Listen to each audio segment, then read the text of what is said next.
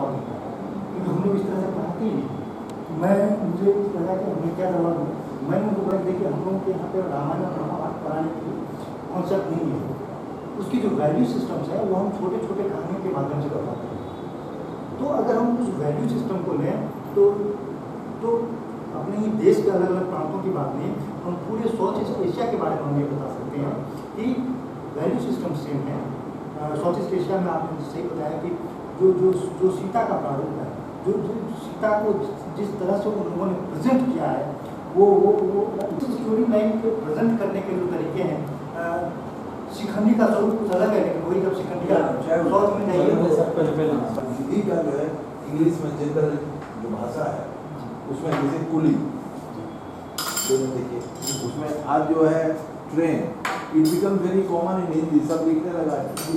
तो ऐसे बहुत सारे वर्ड ऐसे हैं। तो होता क्या है कि ड्यूरिंग द कोर्स जैसे कि इंटरमिंगल हो जाते हैं भाषा, इंडिपेंडेंट भाषा रही नहीं। हम लोगों में एक जरूरी क्या हुआ कि हिंदी बोलता है तो उतना ही वो कर्म क्लियर होता है, लेकिन आज के समय में न शुद्ध लिखने वाला लड़के मिलना कम है और न शुद्ध बोलने वाले मिल रहे हैं। वर्चुअली हम लोग भी बहुत शुद्ध नहीं बोल पाते हैं हिंदी को, लेकिन हिंदी उतनी इंग्लिश से क्लिष्ट भाषा हिंदी उतना आसान नहीं है। इसका ग्रामर, इसका क्या कहते हैं और सारी चीज़ें जो हैं सब एटलीस्ट उसको कंजर्व तो जरूर किया है कि उसकी लाइफ बढ़ जाए। भले आज हमारे जो लेकिन कल हो सकता है उसकी जरूरत है। तो कंजर्वेशन एक कंटिन्यूस एस्पेक्ट है, लेकिन इसके साथ साथ कि वो कहाँ पे है वो लिस्ट अगर अवेलेबल हो, जो रिसर्च स्कॉलर उसके ऊपर में काम कर रहे हैं, एटलीस्ट उनको पता किसी चलेगा कि कहाँ पे अप्रोच करें। तो हम इसीलिए जो भी इंडिविजुअल कलेक्शन बनाए उसको डॉक्यूमेंट करते हैं, उसको कंजर्व करके उनको वापस करते हैं और उसको डिजिटाइज करके एक कॉपी डिजिटल उनको देते हैं। अभी तो हम लोग जो कोर्स चलाने जा रहे हैं जो है इंग्लिश का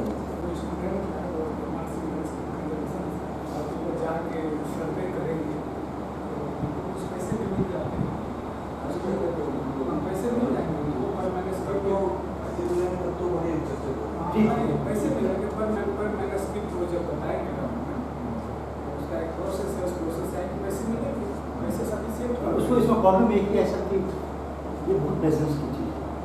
आप किसी के पास जाएंगे और उसको पता है कि उसके पास मैनेस्क्रिप्ट है, तो पहली बार वो आपको चोर माने।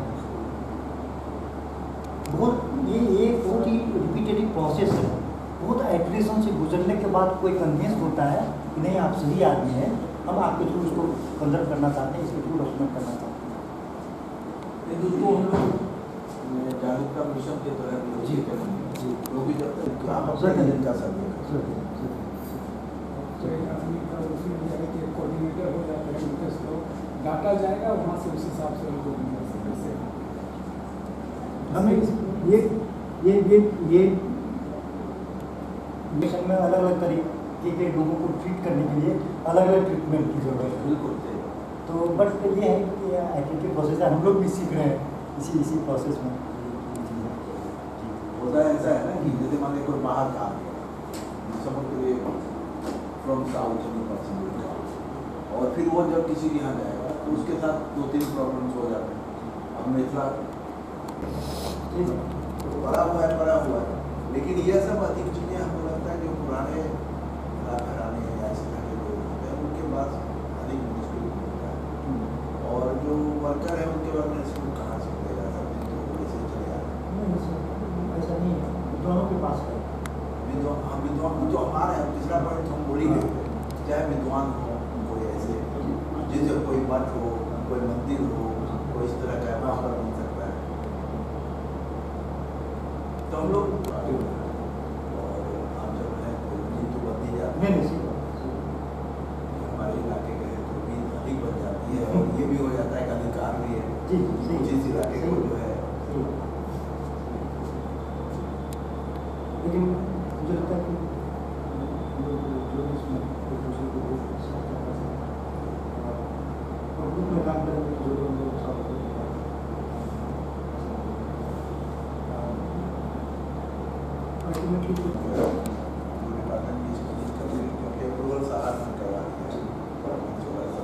बल्कि जब हम सब मैनुस्क्रिप्ट की बात करते हैं, मैं तो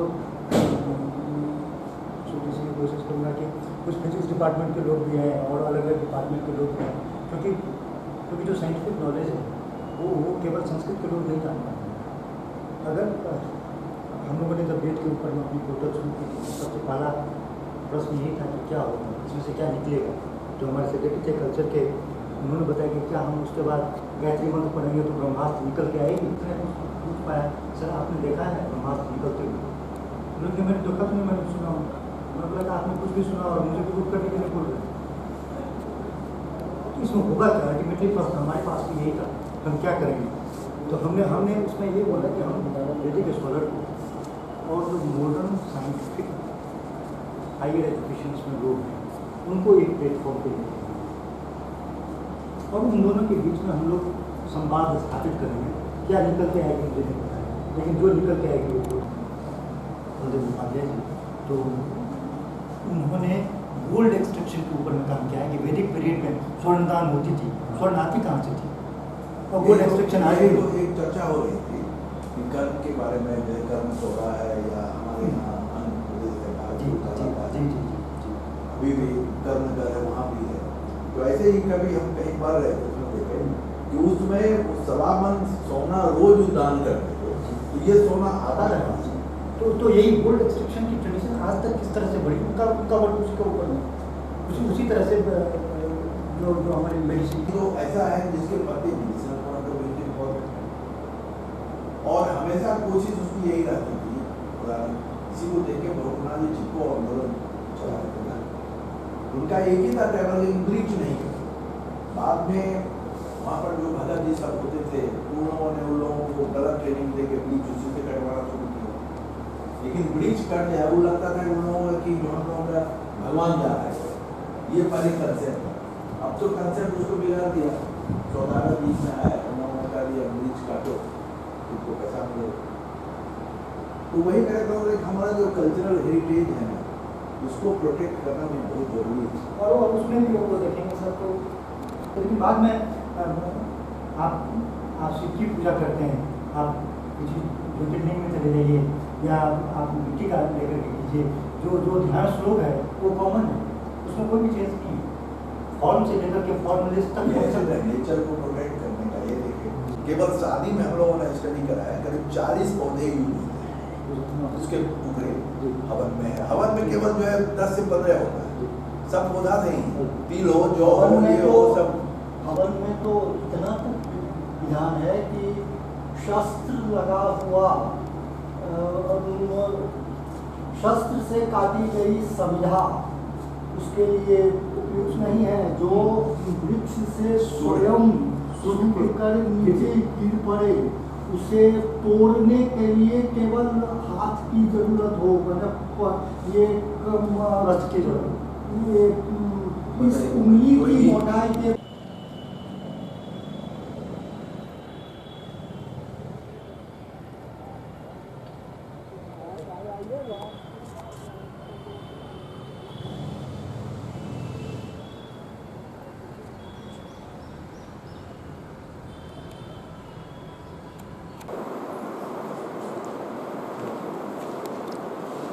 या ओ है, अभी ओ है। तो इन दोनों में रूप में भिन्नता है, लिखने की शैली के कारण ये दोनों अलग अलग नहीं है, भिन्न अक्षर है।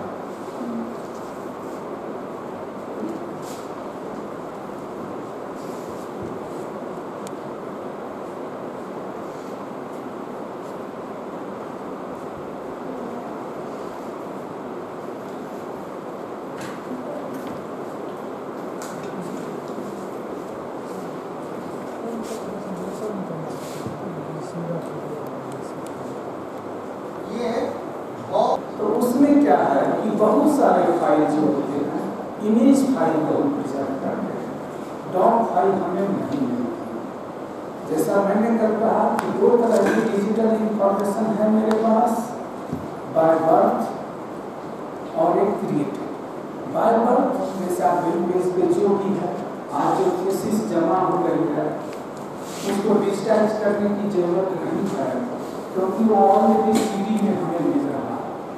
तो ऐसे इंफॉर्मेशन को प्रिजर्वेशन करने में उतनी परेशानी नहीं होती और एक्सेस करने में तो एकदम परेशानी नहीं होती, क्योंकि 3 सर्च फैसिलिटी कोई बेवकूफ बना के नहीं जा पाएगा। आप कुछ जान जाइएगा कि ये करना है, ये नहीं करना है, ये ऐसे करना है। अब कोई आएगा आपके पास कि मैं ये किताब को डिजिटाइज कर देता हूँ, बहुत जरूरी है, लेकिन इस क्लास के बाद आप ये सक्षम हो जाइएगा कि ये जरूरी है या नहीं। अगर ये है, जैसे आज आपको अगर ये क्वेश्चन बहुत कल शायद जिज्ञासा शाम हो गया होगा कि मैं स्कैनर से करूं कि कैमरा से करूं, ये कंफ्यूजन नहीं होगा। और आज के बाद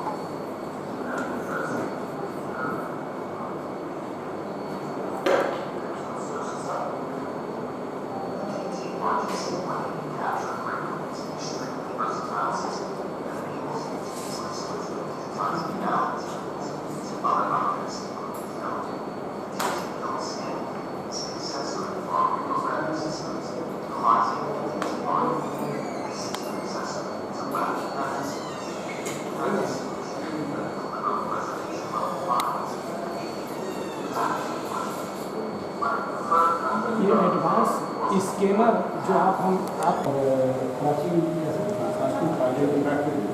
योग, संस्कृत पाठ्य प्राकृतिक योग, उसमें सर दर्शन पढ़ाते हैं। और हम लोग खुशकिस्मत हम लोग हैं कि सर जैसे विद्वानों का पदार्पण भूपेन्द्र नारायण मंडल विश्वविद्यालय में तो हम लोगों को प्रशिक्षण देने के लिए हुआ है। हम एक बार उनका अनुरोध कर रहे हैं। हम अपने ऑर्गेनाइजिंग सेक्रेटरी केंद्रीय पुस्तकालय के professor in charge doctor Ashok Kumar ji से बुके देकर सुरेंद्र बाबू को सम्मानित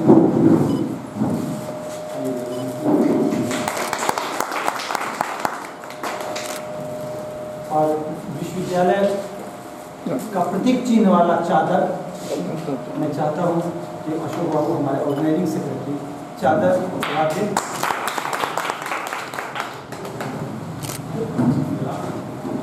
और किट बैग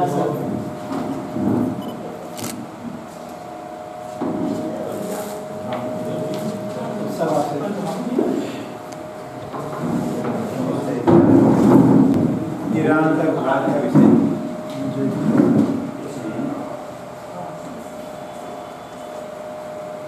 तो बताएंगे, सब बताएंगे।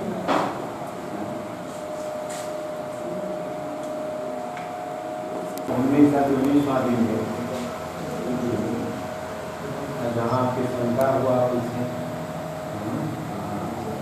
आप अलग अलग क्षेत्रों के होंगे, है ना, विषय क्षेत्रों में।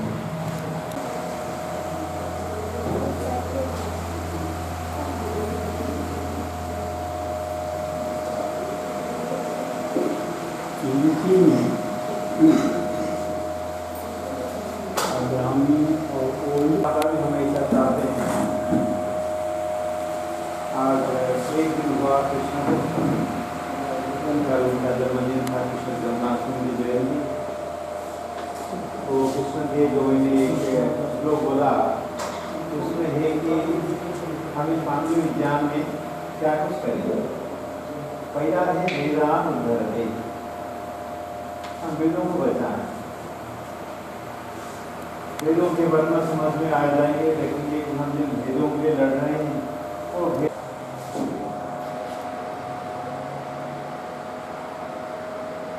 शुरू होता है।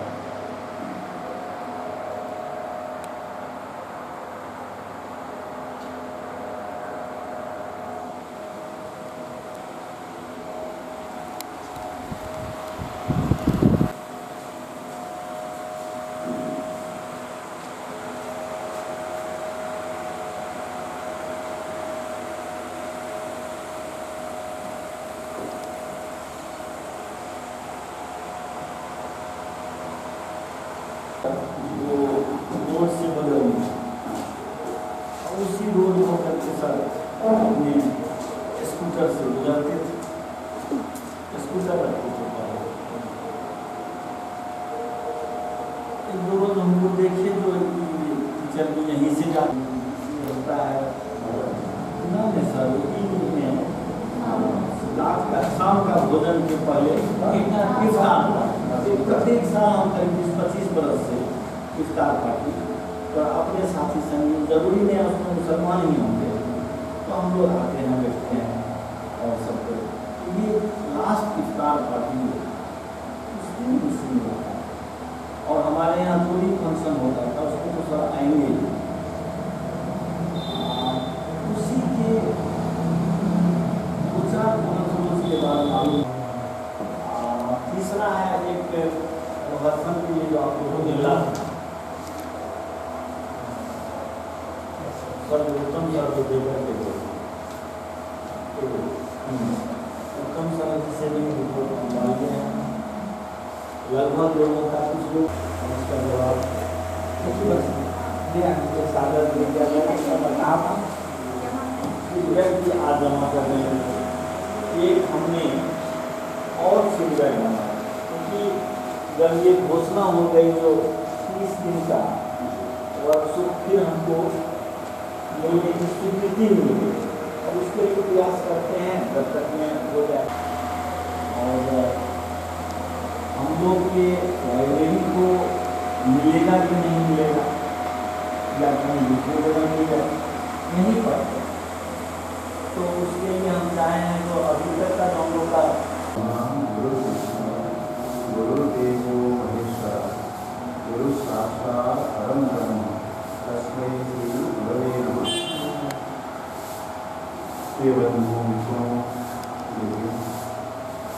आज शिक्षक दिवस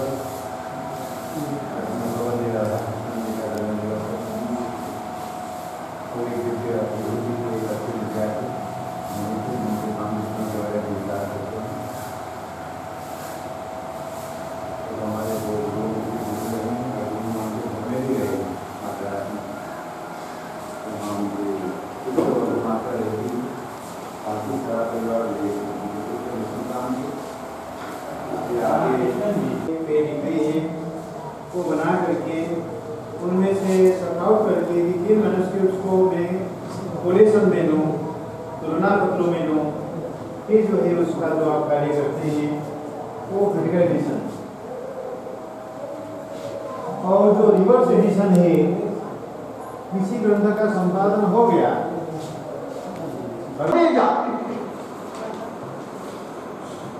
लेकिन पांडुलिपि हम उन्हीं को कहेंगे जिसमें रोशनाई का व्यवहार हुआ हो, हाथ से लिखा गया हो। यह लिखने की विधि अलग अलग स्थानों में अलग अलग ढंग की है। उड़ीसा में जो पांडुलिपियां लिखी गई हैं उनमें एक कलम से, लोहे की कलम से छेद करके तालपत्र पर लिखे जाते वाली पांडुलिपि हो, बेगूसराय वाली हो, अथवा बिहार रिसर्च सोसाइटी में जो विष्णु पुराण की पांडुलिपि है, इस सब में वो हम लकीर पाते हैं।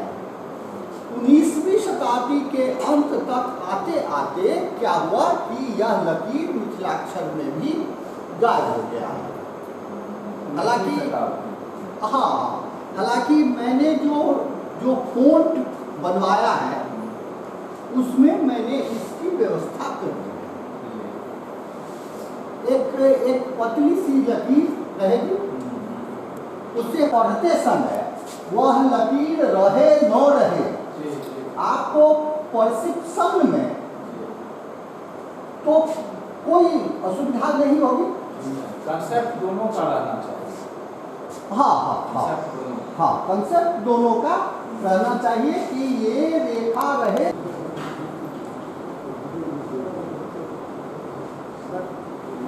एक आपको ये कॉपी मिलेगा,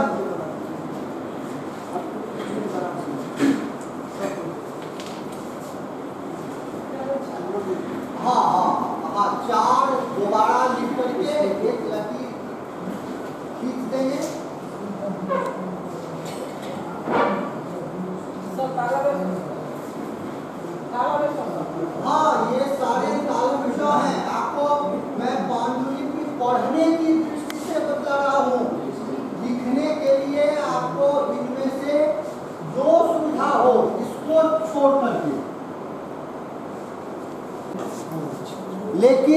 पढ़ने के लिए आपको सारे रूपों की जानकारी होनी चाहिए।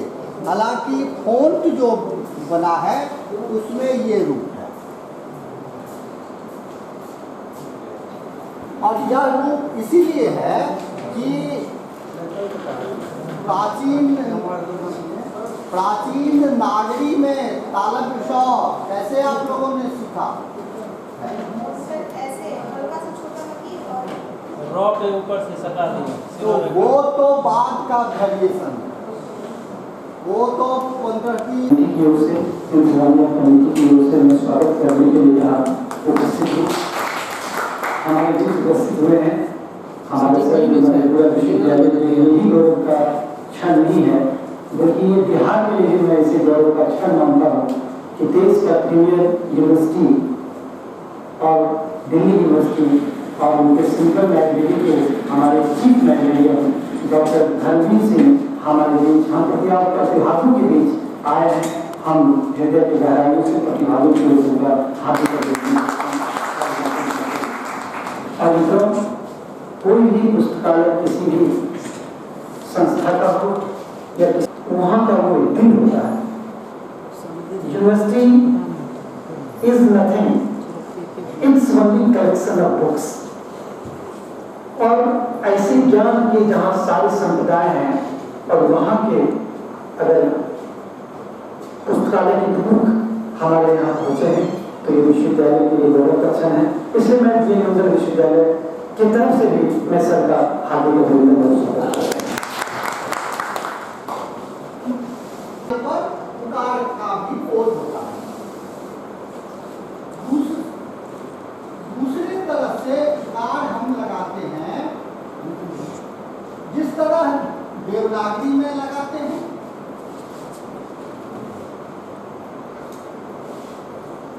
एक प्रकार है दो की तरह लिख देते हैं नीचे में, और चौथा प्रकार है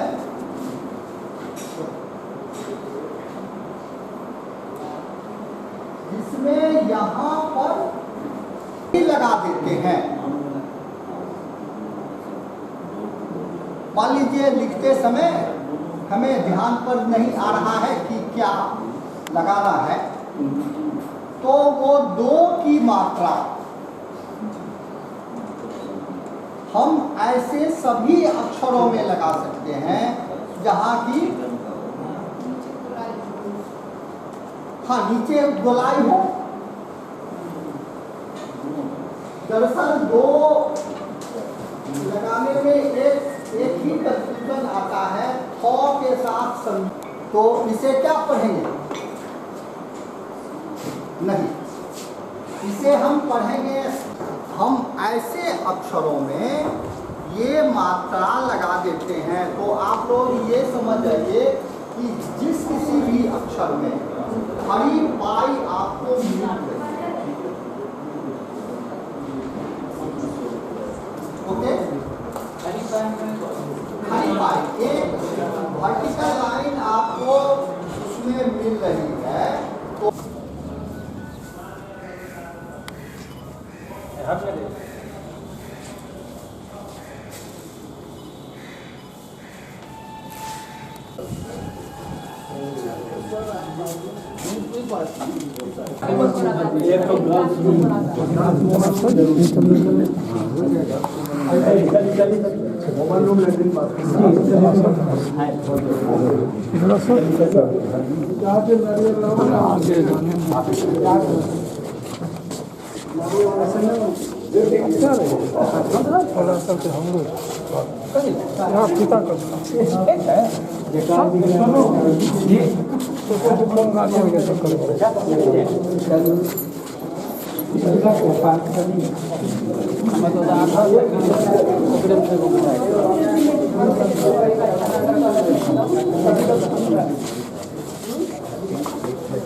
That I don't know, but I'm telling you that.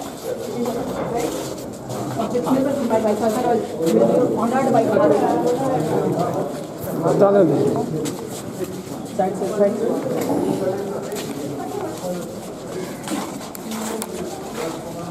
का लगाना हो।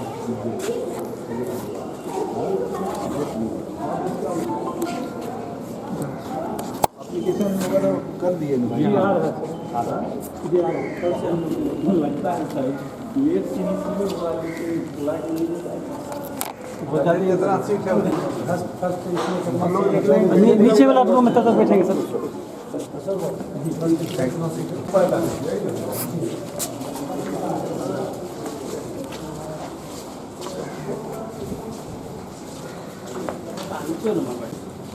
ये रूम खुलता नहीं है, ये रूम खुलता नहीं है, ताला वाला लॉक उसी का दरवाजा है। हाँ, दोनों रूम है, इसी रूम का दोनों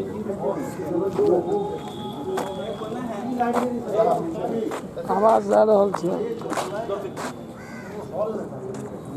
वही हॉल है। तो का कार्यक्रम खत्म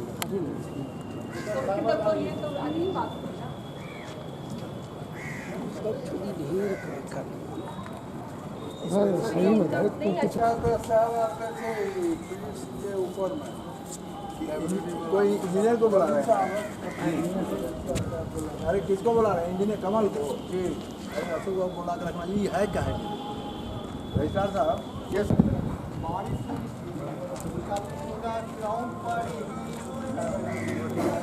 अलमारी थी, सारी अलमारी गिर गई, सारी किताबें बर्बाद हो गई। वो 100 साल पुराना जो कलेक्शन था। वहीं चला जाए।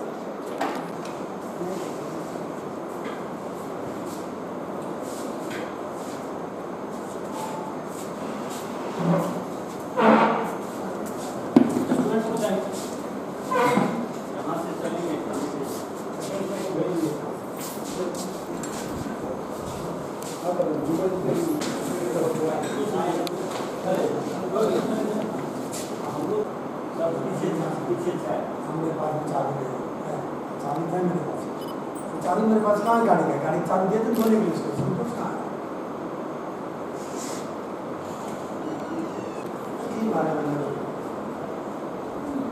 आप ये चाबी ले मुख्य पुस्तकाध्यक्ष हैं डॉक्टर धर्मेंद्र सिंह साहब, हमारे बीच विशिष्ट अतिथि के रूप में उपस्थित हो चुके हैं। भूपेन्द्र नारायण मंडल विश्वविद्यालय के माननीय प्रतिकुलपति महोदय प्रोफेसर डॉक्टर फारूक अली साहब, हमारे बीच उपस्थित हैं राष्ट्रीय कार्यशाला के convener professor doctor Gyanendra Reddy साहब, और नीचे दर्शक विभाग में अग्नि भर्ती में बैठे हैं हमारे भूपेन्द्र डॉक्टर जवाहर मास्टर जी, पार्वती विज्ञान महाविद्यालय के वरिष्ठ शिक्षक डॉक्टर शाला के प्रेरणा स्रोत, भागलपुर विश्वविद्यालय भागलपुर स्नातकोत्तर पुस्तकालय और सूचना विज्ञान विभाग के पूर्व निदेशक डॉक्टर प्रसिद्ध चौधरी जी हमारे बीच हैं। हमारे बीच स्नातकोत्तर अर्थशास्त्र विभाग के विभागाध्यक्ष प्रोफेसर डॉक्टर RKP गगन साहब हमारे बीच उपस्थित बैठे हैं, और तमाम पदाधिकारी सहित जो राष्ट्रीय कार्यशाला के पार्टिसिपेंट्स हैं, लोगों से मैं अनुरोध करता हूँ, खासकर के पार्टिसिपेंट्स से, कि आप एक जोरदार ताली बजाते हैं।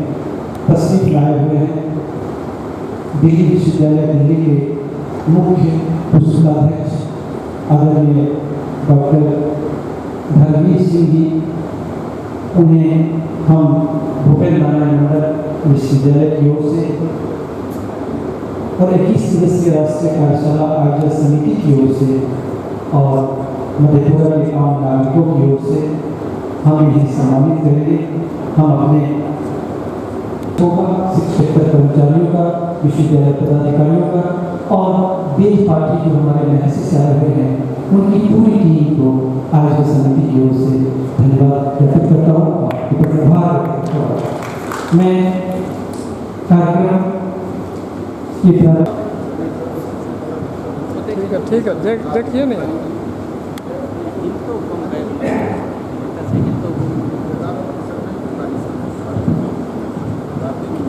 बंधुओं व सीनेट व सिंडिकेट के सम्मानित सदस्य बंधुओं, विश्वविद्यालय छात्र संघ के निर्वाचित सभी पदाधिकारी सज्जन, हमारे छात्र छात्राएं व 21 दिनों तक चलने वाले इस कार्यशाला के सभी प्रतिभागी बंधुओं का इस प्रेक्षागृह में मैं उपस्थिति पर समस्त विश्वताओं का हृदय से स्वागत करता हूं।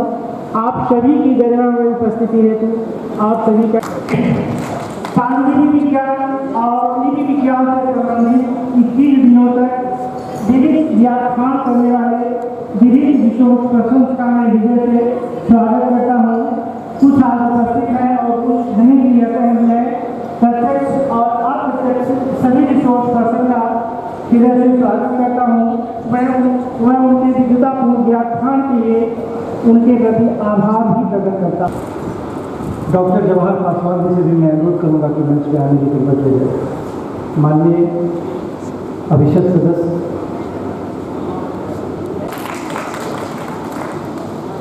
हमारे बीच डॉक्टर मोहित घोष जो आयोजन समिति के माननीय सदस्य रहे हैं, बहुत बड़ी भूमिका इस 21 दिवसीय राष्ट्रीय कार्यशाला को आयोजित करने में है।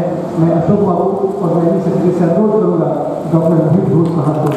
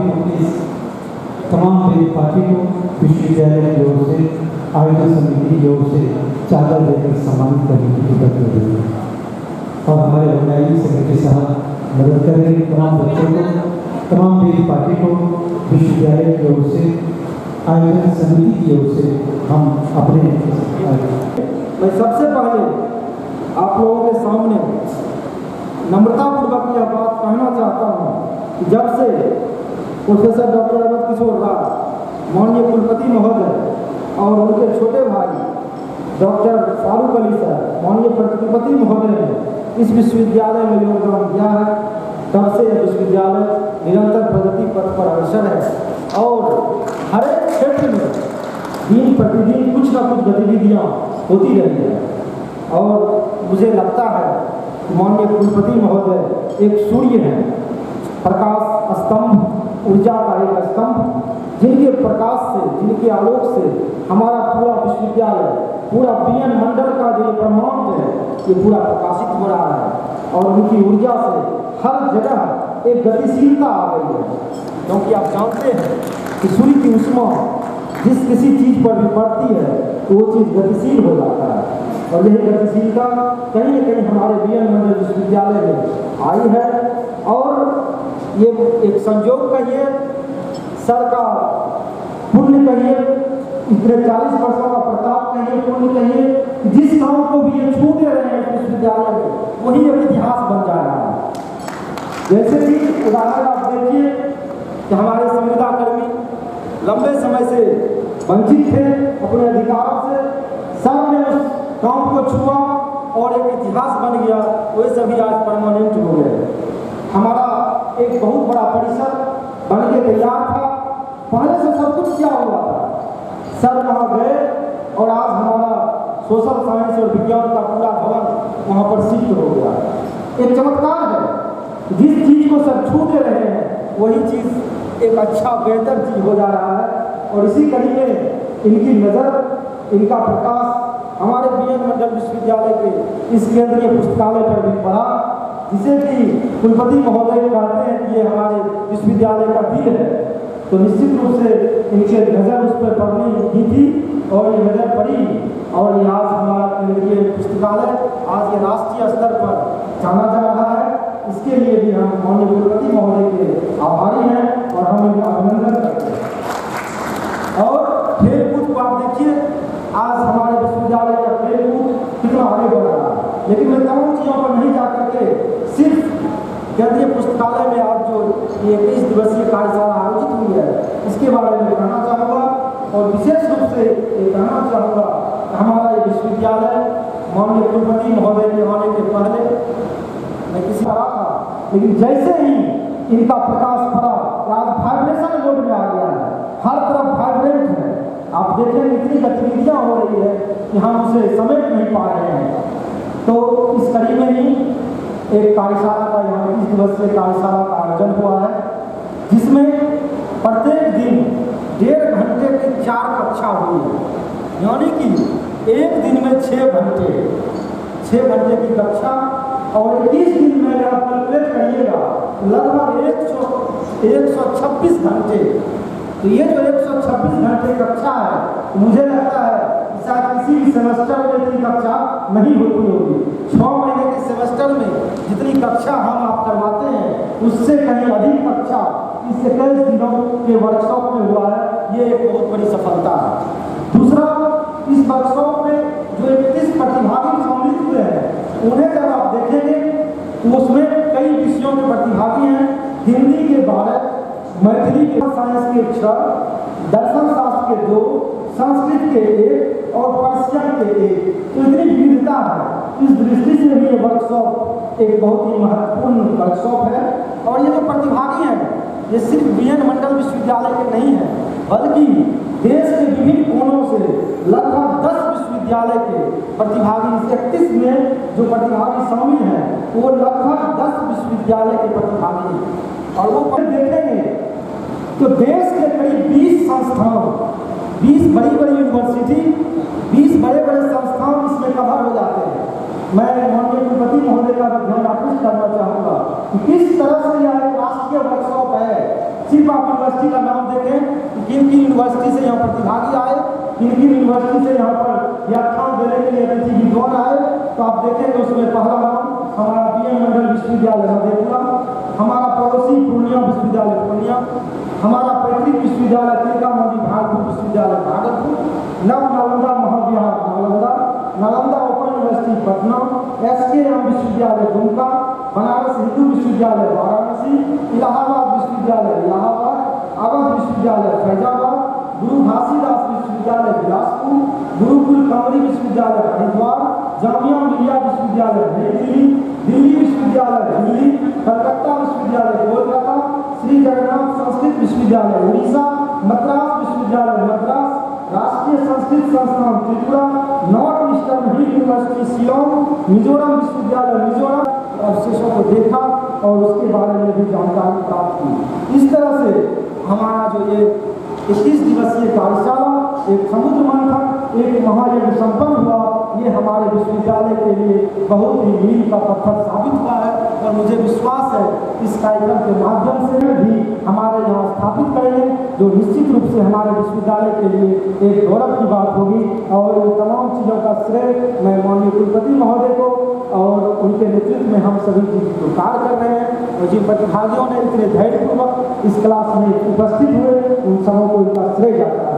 और मैं अपनी बात अब खत्म करूं, और लेकिन मैं अगर एक व्यक्ति का नाम नहीं लूं, ये धृष्टता होगी, और वो व्यक्ति है डॉक्टर बसंत कुमार चौधरी, जो कि हमारे भारत की विश्वविद्यालय में पुस्तकालय एवं सूचना विज्ञान विभाग के पूर्व निदेशक हैं और इस कार्यक्रम के मुख्य सूत्रधार की भूमिका में वही है। और उन्होंने गीता के निष्काम कर्म, जिसे हम कहते हैं, उस भाव से इस कार्यक्रम को चलाया, क्योंकि माननीय कुलपति महोदय हैं, उनका भी एक स्वार्थ है कि उनका विश्वविद्यालय किस तरह से आगे बढ़े, उनके विश्वविद्यालय का नाम हो। हमारे समन्वयक जी, आयोजन सचिव, इनका भी एक स्वार्थ है, हमको समन्वयक का सर्टिफिकेट मिलेगा, आयोजन सचिव का सर्टिफिकेट मिलेगा, प्रतिभागी का भी स्वार्थ है। लेकिन यह एक व्यक्ति ऐसा व्यक्ति है जिनका कोई भी स्वार्थ नहीं है, इसके बावजूद इस व्यक्ति ने इस कार्यक्रम की एक पृष्ठभूमि रखी और इनके प्रयास से कार्यक्रम यहाँ पर आयोजित हुआ। और जिस तरह से भागीरथ ने गंगा को शिव जी की जगह से खींच करके अजगैरीनाथ में प्रवाहित किया, उसी तरह से बसंत बाबू ने इस कार्यशाला को राष्ट्रीय पांडुलिपि मिशन नई दिल्ली से खींचकर हमारे मधेपुरा की पावन धरती पर लाने की सबका सफल प्रयास किया। हम उनका हार्दिक अभिनंदन करते हैं, उनका निवादन करते हैं और ज़्यादा समय नहीं लेते हुए आप सब के प्रति आह्वान करते हैं। बहुत बहुत हमारे विश्वविद्यालय के डॉक्टर सुधांशु शेखर अपनी बात कर रहे थे, पूरा तफसील से 21 दिवसीय कार्यशाला का उन्होंने प्रतिवेदन पढ़ा। लेकिन मैं देख रहा हूँ यूँ तो जो समापन समारोह हो या बेटी की विदाई हो, गंभीर पल होता है, लेकिन फिर भी आपके सामने माननीय कुलपति महोदय के विशेष प्रयास से भारत सरकार के पांडुलिपि मिशन के डायरेक्टर P. झा साहब आए थे और उस दिन छुट्टी का दिन था और माननीय कुलपति महोदय के बहुत सारे कार्य थे, लेकिन उन तमाम कार्य को छोड़कर भागलपुर से मधेपुरा आए सुबह और P. झा साहब से मिलकर उनसे बात करके और उन्होंने महत्वपूर्ण जो इस कोर्स का 30 दिवसीय एडवांस कोर्स होता है, उसकी घोषणा हमारे NMM के डायरेक्टर ने किया भारत सरकार के कि 30 दिन का कोर्स एडवांस BA में चलाया जाएगा। इससे एक और घोषणा हुआ उनके द्वारा, वो घोषणा था कि जो पांडुलिपि संरक्षण केंद्र भारत सरकार के अंदर कोसी रीजन में, यानी पहले का जो अखंड BN मंडल विश्वविद्यालय है, अब पूर्णिया विश्वविद्यालय हमसे अलग हो गया है, दोनों विश्वविद्यालय मिलाकर 7 जिलों में BN मंडल विश्वविद्यालय को पांडुलिपि संरक्षण केंद्र यहाँ मिला है। यहाँ से पांडुलिपि जो प्राचीन लिपि है उसको खोजा जाएगा, ये केंद्र भारत सरकार को दिया मिला है, माननीय कुलपति महोदय को दिया जाता है। उसके बाद मैं मित्रों आपको बता दूं कि समापन की घड़ी गमगीन होने की आवश्यकता नहीं है। आज विश्वविद्यालय के लिए एक ऐतिहासिक पल है। विश्वविद्यालय में स्थापना काल से कार्यरत हूँ और करीब 14-15 वर्षों से विश्वविद्यालय में पुस्तकाध्यक्ष के रूप में भी विभिन्न पदों पर रहा हूँ। बहुत दिन से कोशिश किया कि पुस्तकालय और सूचना विज्ञान के का विद्यार्थी होने के नाते हमारे विश्वविद्यालय में लाइब्रेरी एंड इंफॉर्मेशन डिपार्टमेंट खुले। सर, हमने अपने प्रयास से 2004 से लगातार एकेडमिक काउंसिल से लेकर सीमित सिंडिकेट तक में तमाम चीज़ें नव संबंधन समिति से लेकर वो चीज़ें गई, पास होता रहा लेकिन आज तक लाइब्रेरी साइंस डिपार्टमेंट नहीं खुल पाया। सर आए, सर ने घोषणा किया। मैं चाहता हूँ कि जॉब ओरिएंटेड कोर्स और लाइब्रेरी एंड इंफॉर्मेशन साइंस बहुत ही महत्वपूर्ण विभाग है, उसको मैं खोलूँगा।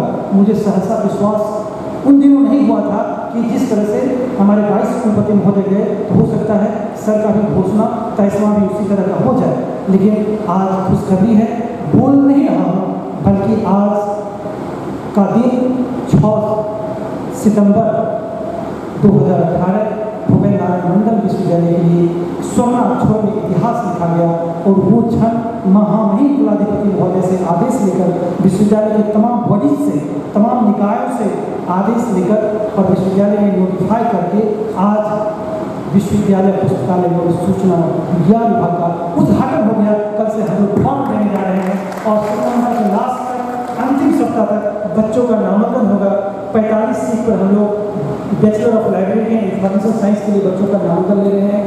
30 सीटों पर master of library and information science के लिए बच्चों का नामांकन ले रहे हैं। रिसर्च भी होगा यहाँ से, और तीनों बिलीस, एनालिस्ट और रिसर्च तीनों का परमिशन माननीय कुलपति महोदय के द्वारा हो चुका है और आज वो विभाग अस्तित्व में आ चुका है। मैं चाहूँगा करतल ध्वनि से आप माननीय कुलपति महोदय का आप हार्दिक अभिनंदन कीजिए। इसलिए मित्रों, समापन के साथ आज एक इतिहास भी रचा गया है, हमारे अंदर एक खुशखबरी भी है। इसलिए मैं कहूँगा कि ना अल्लाह ना ईश्वर के अरमान में रहता हूँ, ना अल्लाह ना ईश्वर के अरमान में रहता हूँ, साहब मैं गरीबों के ईमान में रहता हूँ। जब मैंने रब से पूछा पता बता दे, तो बोला मैं लोगों की मुस्कान में रहता हूँ, लोगों की मुस्कान में रहता हूँ। और आज मुस्कान का वक्त है और ये मुस्कान हमें माननीय कुलपति महोदय ने दिया है।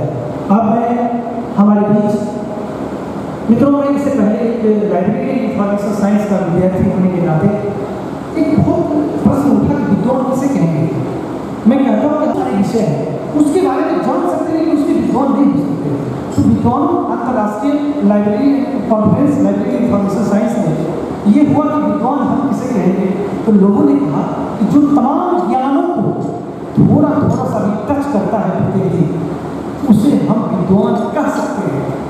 तो मैं आपको बता दूं, एक लाइब्रेरियन होता है जो दुनिया में जितने भी ज्ञान के संपदा होते हैं, ज्ञान की चीज़ें होती हैं, ज्ञान को वो छूता है, उसे महसूस करता है, उसे अपने गले से लगाता है, वो लाइब्रेरियन होता है, उसका अध्यक्ष होता है। आज हमारे लिए खुशखबरी है, आज हम खुशी से भूले नहीं समा रहे हैं कि आज देश का सबसे प्रतिष्ठित विश्वविद्यालय दिल्ली विश्वविद्यालय और उस विश्वविद्यालय के केंद्रीय पुस्तकालय के मुख्य पुस्तकाध्यक्ष डॉक्टर धर्मवीर सिंह जी हमारे बीच मधेपुरा आए हैं। इसके लिए मधेपुरा की जनता ही नहीं बल्कि बिहार की जनता हमारे अपने डॉक्टर धर्मवीर सिंह के लिए कृतज्ञता जाहिर करती है। और आपसे मैं अनुरोध करूँगा, आप ताली बजाकर हमारे धर्मवीर बाबू को बताएं कि हम भूले नहीं समा रहे हैं। तो मैं कलम के सिपाही को मैं आमंत्रित करना चाहूँगा, उन्हें आवाज़ दे रहा हूँ, उनसे प्रार्थना कर रहा हूँ 4 पंक्ति के साथ कि अपने होठों पे हंसी रूह में गम रखते हैं। डॉक्टर डी सिंह जी के लिए जो लाइब्रेरियन हैं कि अपने होठों पे हंसी रूह में गम रखते हैं, देखिए कैसे जीने का हुनर रखते हैं। आप हाथों में लिए फिरते हैं तलवार तो क्या, हम नहीं डरते कि हाथों में कलम रखते हैं, हाथों में कलम रखते हैं।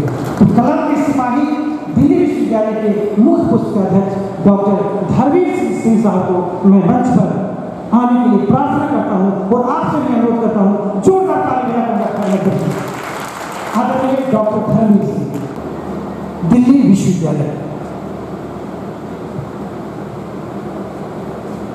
माननीय कुलपति जी, मैं देख रहा था आज मैं यहाँ इसके लिए आप सबका आभार है। जहाँ तक इस कार्यक्रम की बात है, इसी के संदर्भ में एक बात मैं कहूँगा।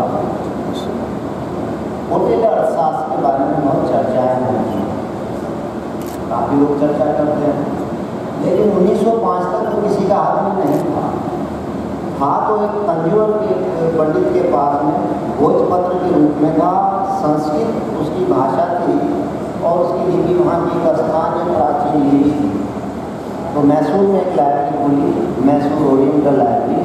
वो पंडित जी ने आकर के वहाँ सामा शास्त्री जी वहाँ के लाइब्रेरियन से विद्वान थे, उनको वो दे दी। उन्होंने उसको पढ़ा और पढ़ के उसका इंग्लिश अनुवाद करके 1905 में उसको छापा। उसके बाद सबके हाथ में कोटिले का अरसात है, सब लोग उसकी चर्चा करते हैं, सब लोग उसको बोलते हैं।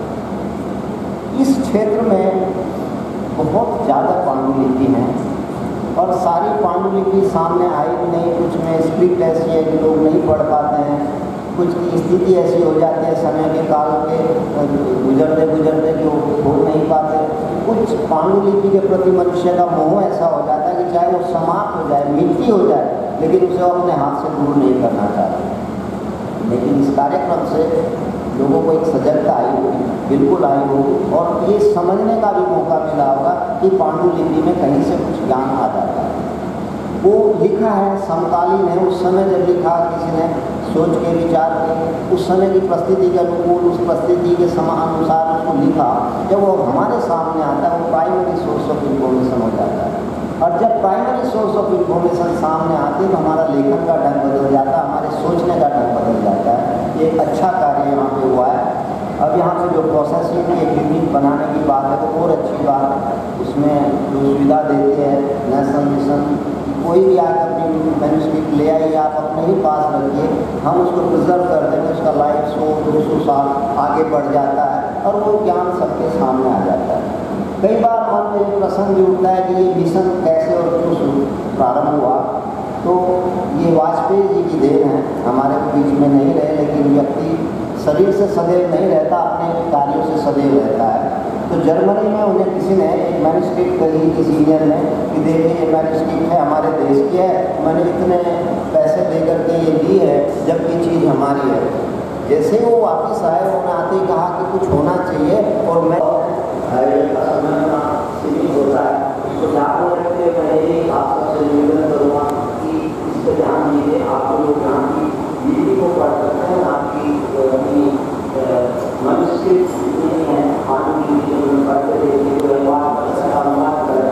जब अनुवाद हो जाएगा और इसका भारत की भी प्राप्ति होगी, प्रसिद्धि की भी प्राप्ति होगी और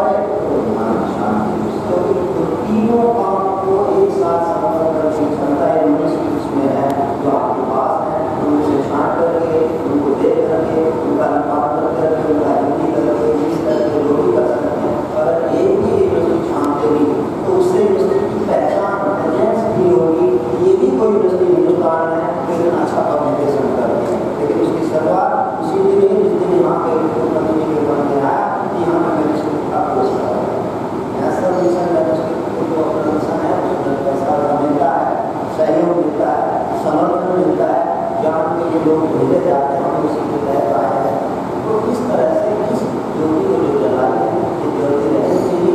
नेक्स्ट टाइम भी कोर्स हो से लोग आए हैं, उनको ट्रेनिंग की जाए और इस एक साल के बीच में ऐसा कुछ जरूर किया जाए, विद्यालय मान जाए, विश्वविद्यालय के स्तर पर ये कोई मैन्युस्क्रिप्ट जो बहुत अच्छी स्तर की है, जो बहुत ज़्यादा हमको जाता है, उसका अनुवाद करके यूनिवर्सिटी प्रेस की तरफ से या यूनिवर्सिटी की तरफ से किसी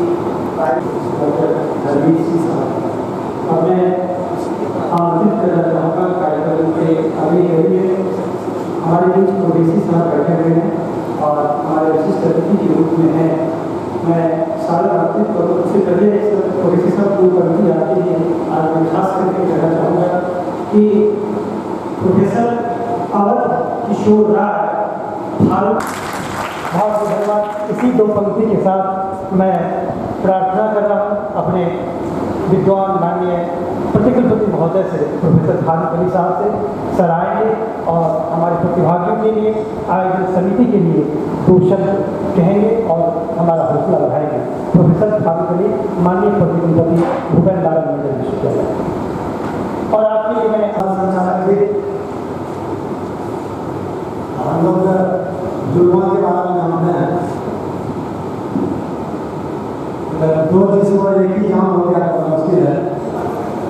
हमारे आज के विश्व समारोह के सम्मानित माननीय कुलपति महोदय, दिल्ली विश्वविद्यालय के पुस्तकालय से आए हुए हमारे पुस्तकालय अध्यक्ष जी, हमारे dean faculty of humanities Bhagalpur विश्वविद्यालय के पूर्व पुस्तकालय अध्यक्ष जी और हमारे डीएम यूनिवर्सिटी के पुस्तकालय अध्यक्ष जी जो पुस्तकालय के प्रभाव में हैं, यादव साहब, यहाँ प्रसाद में मौजूद 21 दिनों तक मंथन करने वाले तमाम सहभागी जो फारसी से लेकर मैथिली तक हैं, फिलॉसफी से लेकर के इकोनॉमिक्स तक के हैं, पता ना कौन कौन विषय के हैं और पांडुलिपि पर मंथन कर रहे हैं। मैं डीन साहब से पूछ रहा था कि उग्रतारा मंदिर के जो पंडित जी हैं, युवा पंडित जी हैं, सब 20-25 साल के अंदर वाले हैं, क्या मंत्रोच्चारण कर रहे हैं? तो इन्होंने कहा कि वो आह्वान कर रहे हैं देवी देवताओं का शांति के लिए, समृद्धि के लिए, सुख के लिए। आज उसी शांति, समृद्धि और सुख के लिए हम पांडुलिपि समझना चाहते हैं कि हमारे जो पूर्वज थे वो कैसे लिखते थे, कैसे पढ़ते थे, कैसे क्या करते थे, कैसे अभिव्यक्ति करते थे, वो उसको दर्ज करते थे। अभी हम लोग चर्चा कर रहे थे गेस्ट हाउस में हमारे आज के अतिथि के साथ, तो that is part of expression of the civilisation of the population that existed at that time. उस एक्सप्रेशन को हम आज के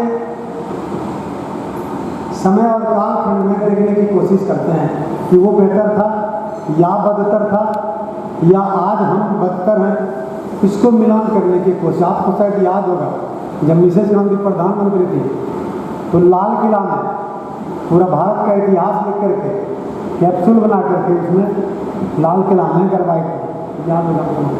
याद है सर?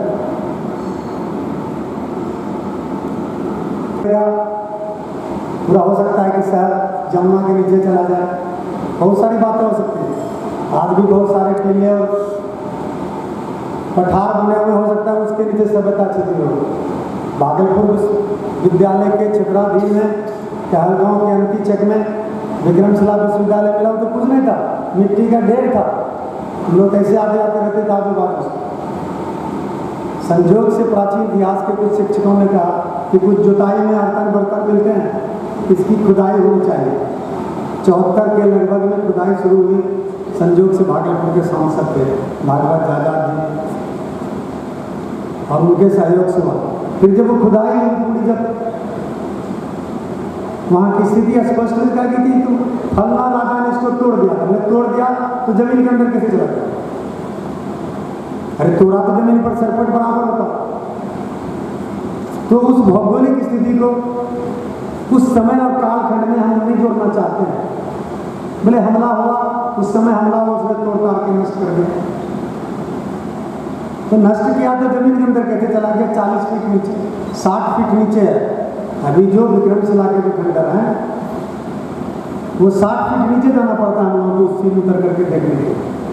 इसका मतलब नदी ने धारा बदली और नदी के धारा बदलने के कारण तो जैसे तैसे कैसे जमीन के अंदर गया, उसका विध्वंस भी हुआ होगा, बहुत सारी बातें हैं।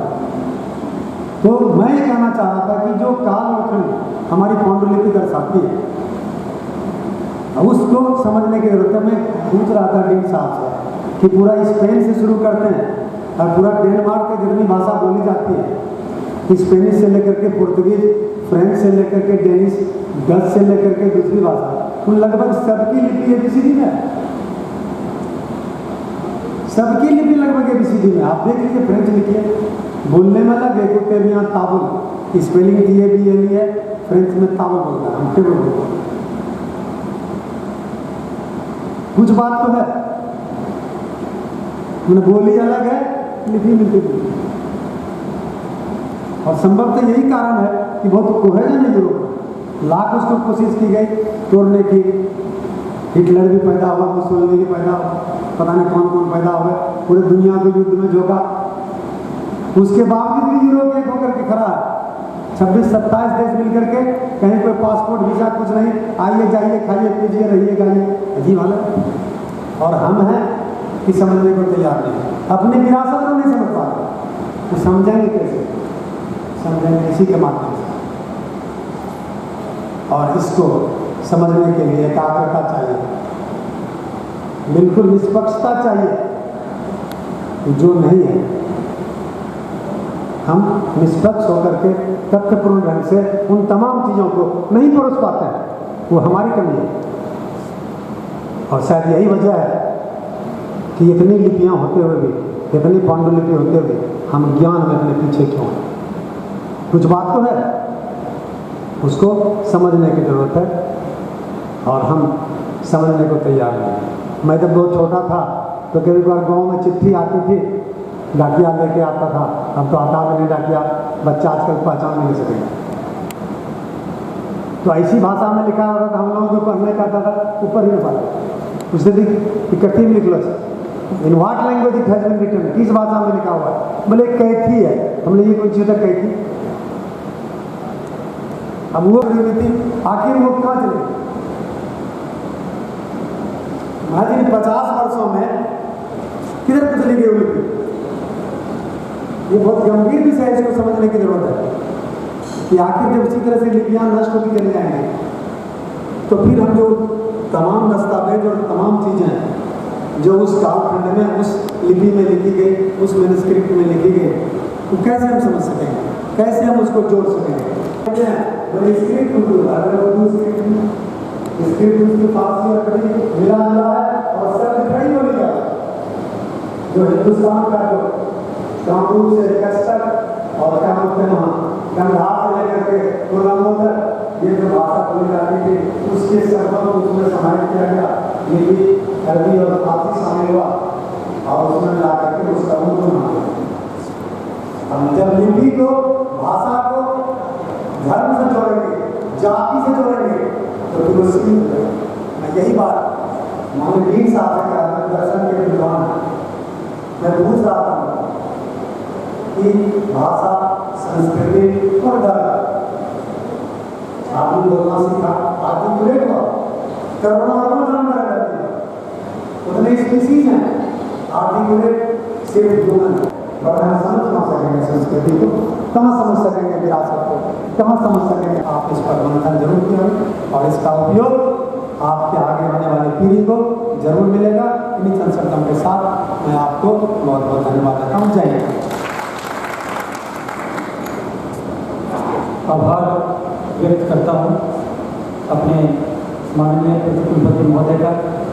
अब मैं आगे दो प्रतिभागी को हम लोग मौका दें, कुछ अच्छा भी हो, कुछ बुरा भी हो। हमारे बीच हमारे ऑर्गेनाइजिंग सेक्रेटरी महोदय हैं, जो अच्छा हुआ होगा आप लोग के जहन में उस सारा क्रेडिट बड़े भाई हमारे ऑर्गेनाइजिंग सेक्रेटरी साहब को, और मुझे माननीय कुलपति महोदय ने इवेंट मैनेजर बनाया, और उन्होंने कहा अगर कोई भी गड़बड़ी होगी तो सारी की सारी उन पर जिम्मेवारी है। मैं प्रतिभागियों से प्रार्थना अनुरोध करता हूँ, अगर कोई गलती हुई होगी तो वो सारी गलती मेरे माथे पे आप माफ करेंगे। और मैं आपको आमंत्रित करता हूँ प्रतिभागियों में से दुनिया की आधी आबादी का प्रतिनिधित्व करने के लिए सोनम सिंह, जो हमारी प्रतिभागी नहीं है, लगातार 21 दिन तक हमारे कार्यशाला में हो रही है, महिला सशक्तिकरण की प्रतीक है, विश्वविद्यालय स्नातकोत्तर हिंदी विभाग में शोध अध्येता हैं, और मैं इनको आमंत्रित कर रहा हूँ, बुला रहा हूँ दो पंक्ति से कि मेहंदी कुमकुम रोली का त्यौहार नहीं होता, मेहंदी कुमकुम रोली का त्यौहार नहीं होता, रक्षाबंधन में चंदन का प्यार नहीं होता, वो घर सूना सूना सा रहता है जिस घर में बेटी का अवतार नहीं होता। सोनम सिंह दुनिया की आधी आबादी का प्रतिनिधित्व करने के लिए हमारे प्रतिभागी दो शब्द कहेंगे। धन्यवाद सर। सर्वप्रथम कार्यशाला में ये पूरी पूजन है, जिसमें हमारे कुलपति सर और यहाँ पर जितने भी विद्वान और हमारे गुरुजन हैं उनको प्रणाम। और यहाँ उपस्थित सभी माननीय अतिथि हैं, जिसमें सर और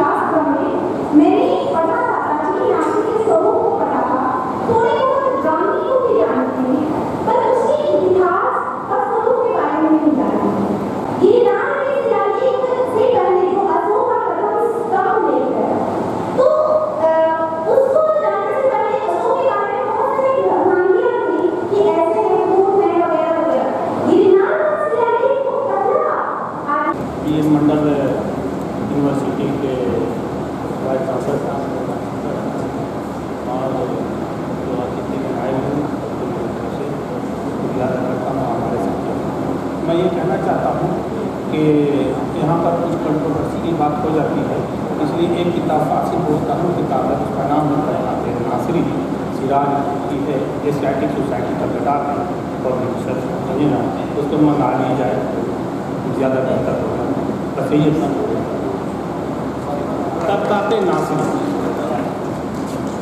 बहुत बहुत धन्यवाद। उन्होंने एक किताब मंगाने के लिए अनुरोध किया है, हम लोग चाहेंगे कि केंद्रीय पुस्तकालय में पुस्तक आए। बहुत बहुत धन्यवाद सर। अब हमारे बीच हमारे माननीय कुलपति महोदय को जाना है, बहुत सारे काम हैं और अरुण बाबू को बोलने के लिए आना था, लेकिन आप तो हमारे विश्वविद्यालय के हैं, हम आपसे सुनते रहेंगे। आ रहे हैं हम पदाधिकारियों को, कर्मचारियों को, हमें चाहेगा और कर्तव्य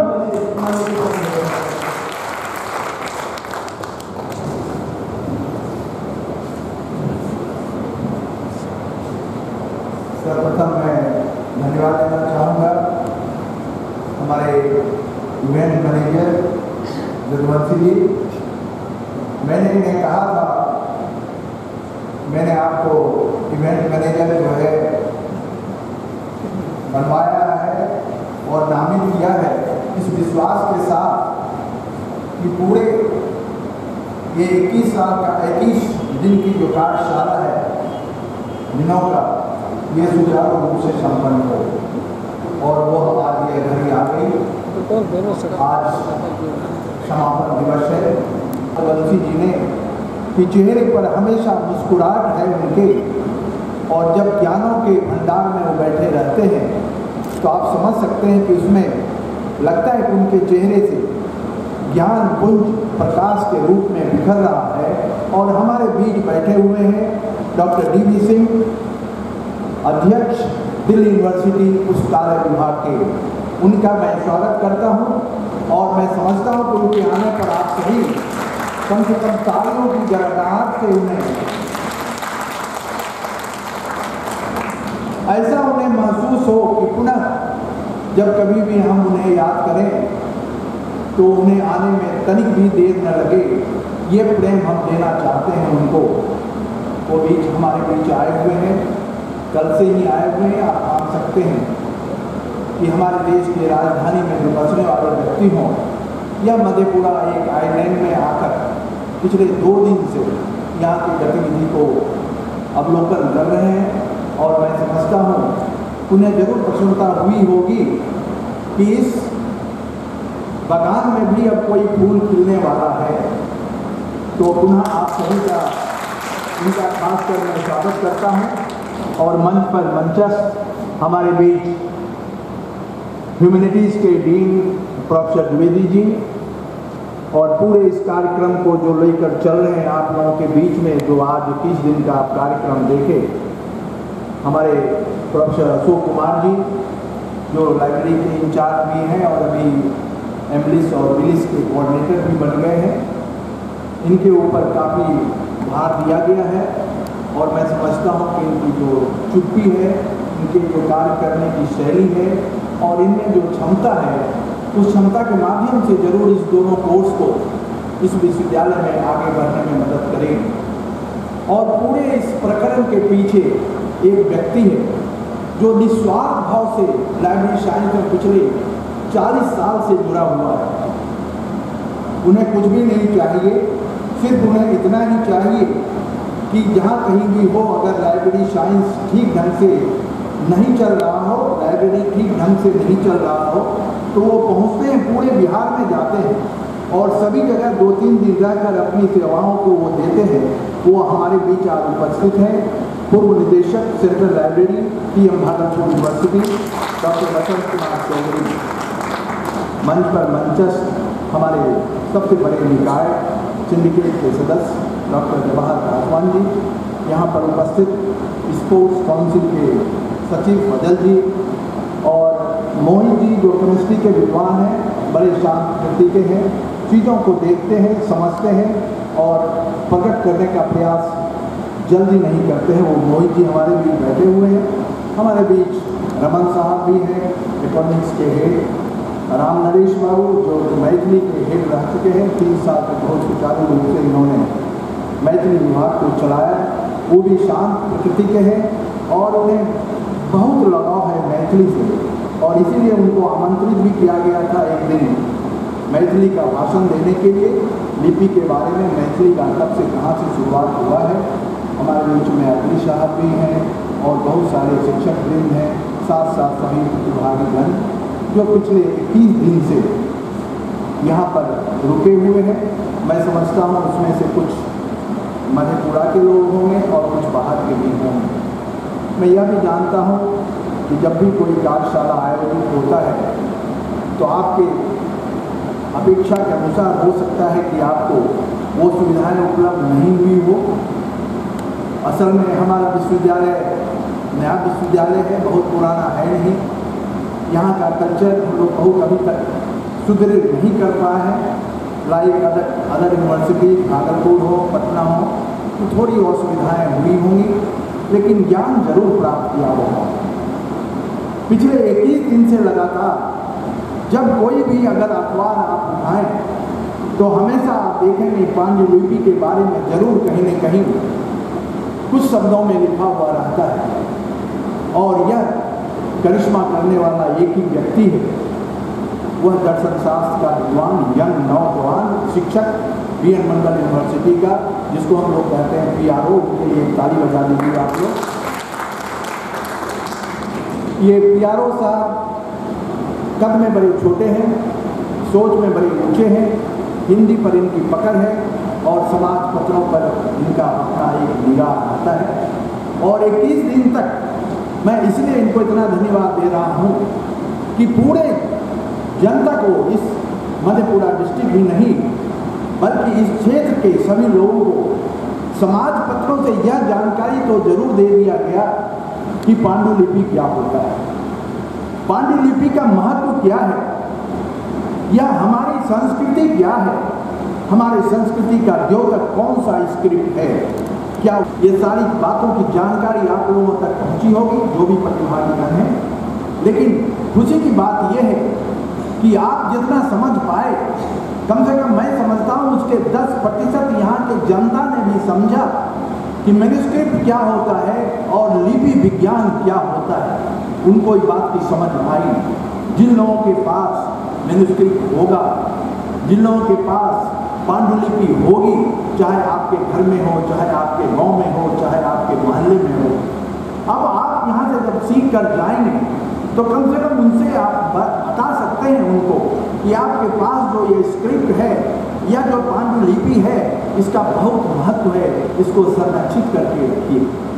आप हमको मत दीजिए, लेकिन आप कम से कम इसको संरक्षित करके तो रखिए कि जिस जगह रहेंगे।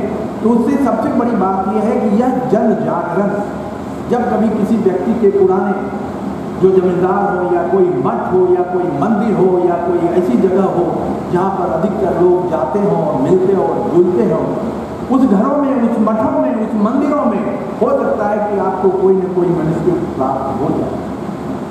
और जब मैन्युस्क्रिप्ट की चर्चा होगी तो अगर आप में से कोई प्रतिभागी वहाँ होगा या कोई भी जनता वहाँ होगा तो वह कह सकता है कि इसका बहुत महत्व है, इसे आप बचा कर रखें, इसे आप संरक्षित करके रखें। यह आने वाले दिनों में यह आपको बताएगा कि आपकी संस्कृति क्या है, आपके परिवार की संस्कृति क्या है। किसी एक व्यक्ति ने कहा कि आज भी मेरे पास मैन्युस्क्रिप्ट है लेकिन मैं ठीक से पढ़ नहीं पाता हूँ। मैंने पूछा क्यों नहीं पढ़ पाते हो, तो कैथी भाषा में लिखा हुआ है। प्रतिकुलपति महोदय ने कहा कि कैथी भाषा जो भी हो, जहाँ से निकली हो, उससे मतलब नहीं है।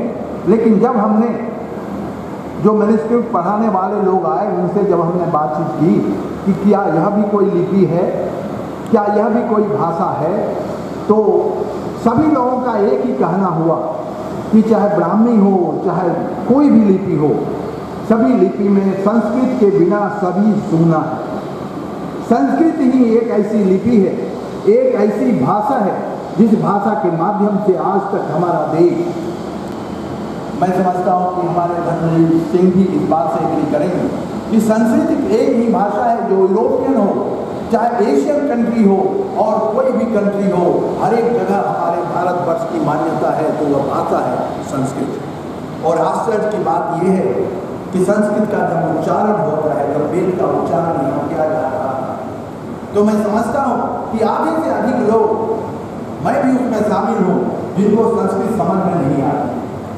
पहले एक संस्कृत भाषा हुआ करती थी जो कि मेट्रिकुलेशन में लोग कंपलसरी था सब्जेक्ट में, बात कर रहा हूँ 1965 और 70 1965, 60, 65 और 70 में संस्कृत कंपलसरी था, मेट्रिकुलेशन था।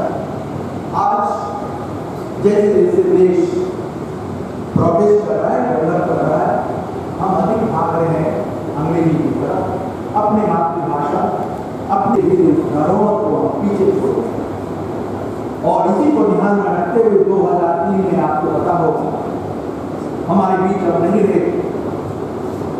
वो प्रधानमंत्री जिनकी चर्चा जब भी होती है तो सबके मन में एक आग निकलता है कि काश वो अभी और जिंदा रहते।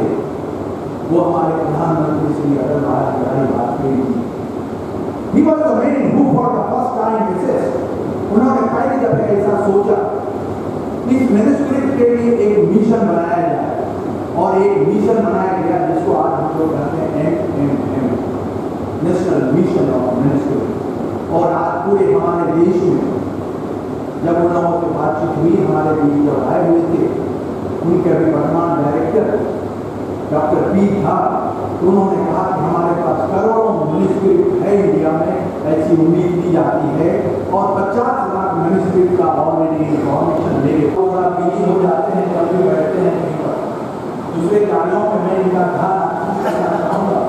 अभी वेद का यहाँ स्तुति की गई, वेद के बारे में यहाँ बताया गया, और यह जानना जरूरी है कि वेद की संरचना कब हुई। 5000 साल पहले की बात की जाती है, 4 वेद होते हैं और सभी की रचना अलग अलग समयों में किया गया। अभी हमारे कुलपति महोदय ने कहा पूरे यूरोपियन कंट्री, इंग्लैंड हो, अमेरिका हो, जर्मनी हो, सभी में एक ही अल्फाबेट है, ABC। लेकिन वह भूल गए यह बताने के लिए कि एशियन कंट्री भी है जिसमें भारतवर्ष भी है, जिसकी लिपि संस्कृत अभी भी उतने ही प्रचलित है, लेकिन ABC चाइना में नहीं है, ABC जापान में नहीं है। उसके लेकर को आप देखेंगे तो विक्टोरियन लेकर, हर एक लेकर पिक्चर की तरह वो हो रहा है। तो अपने हम लिपि को, जो संस्कृति जो ऑरिजिन थी, उसको हम लोग नहीं भूले, और उसको जानने के लिए जरूरी है कि पांडुलिपि को संरक्षित किया जाए। मैं यह भी बताना चाहूँगा, जगवंशी जी ने बहुत सारी बातें मेरे बारे में कही, मैं सिर्फ इतना ही जानता हूँ, किसी व्यक्ति का अगर कोई कार्य करने का ध्येय हो तो उसको समय की परवाह न करनी चाहिए, और न अपने इस बात की परवाह करना चाहिए कि किस चेयर पर बैठा हुआ है। अगर अचानक इस चीज का प्रभाव वो सोचते तो कभी भी अशोक सफल